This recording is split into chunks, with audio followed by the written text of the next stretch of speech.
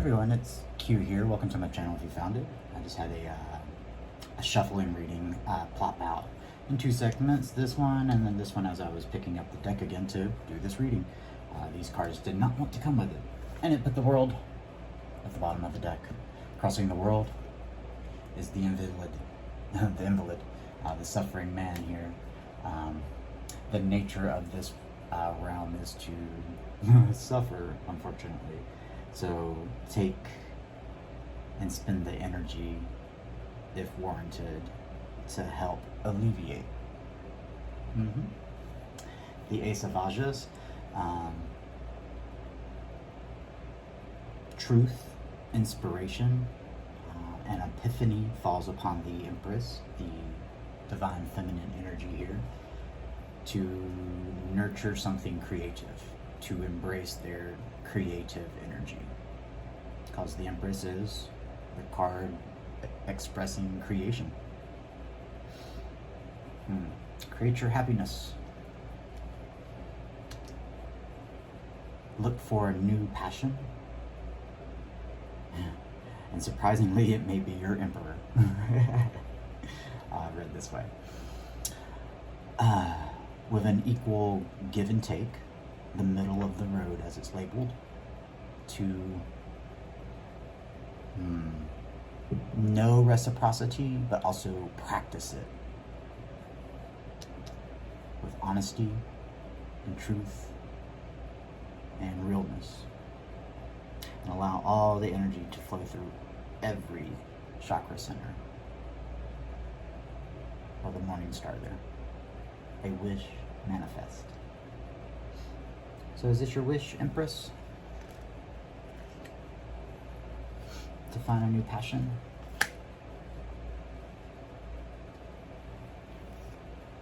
An opening up? An equal give and take with your emperor?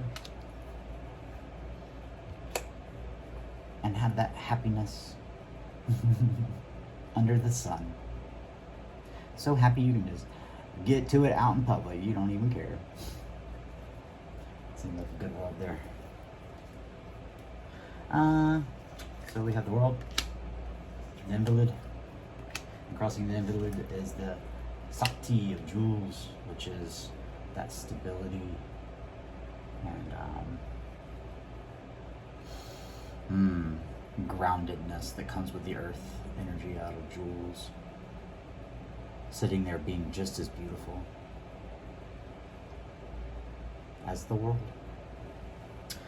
Crossing that is the Seven of Lotuses, and it asks you to make sure you defend and protect from the snakes and the grass. Snakes in the grass. Just for the cut. Other than the Mara, the devil. Those attachments, worldly attachments, is what the devil tempts the Empress with. But this elephant is wise. The animal of the Vajas.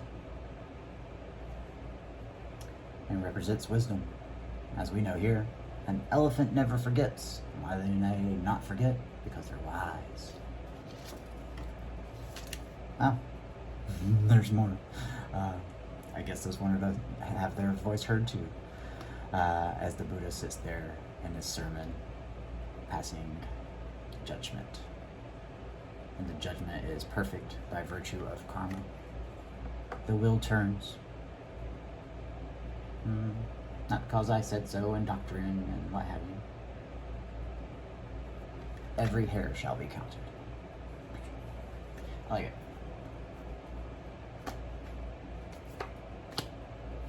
What wanted to pull out here? The jar of infinite abundance. It's the pentacle of pentacles. That tangible worldly phenomenon. And it just keeps coming out of this jug. So there's not 9 there, it's just abundance.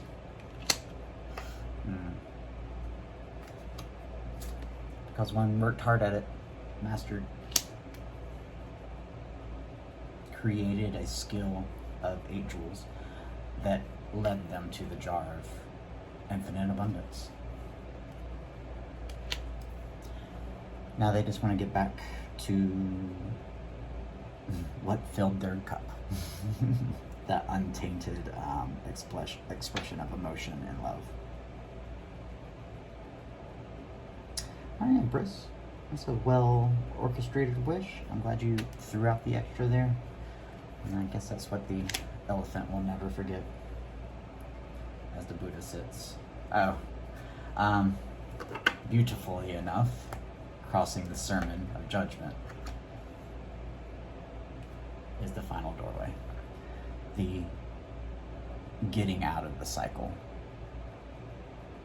Because randomly on the bottom of my 2 decks here is that reminiscing that 6 cups and the world. And the card that didn't come up with it, 2 of them actually.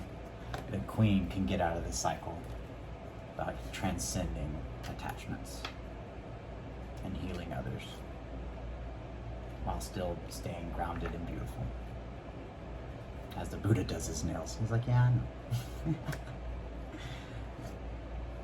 There's the goal.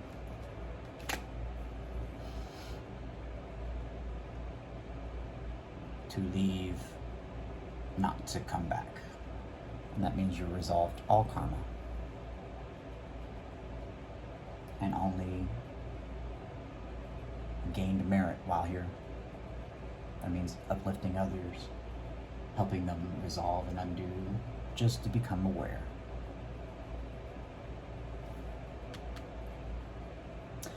If you find yourself in a dark space, Q's got you. Take what resonates, toss the rest, move rolls around, adult yourself. You can apply it to rolls and reverse back and forth. Just keep it in the same energy. So, if you find yourself in a dark space, Q's got you.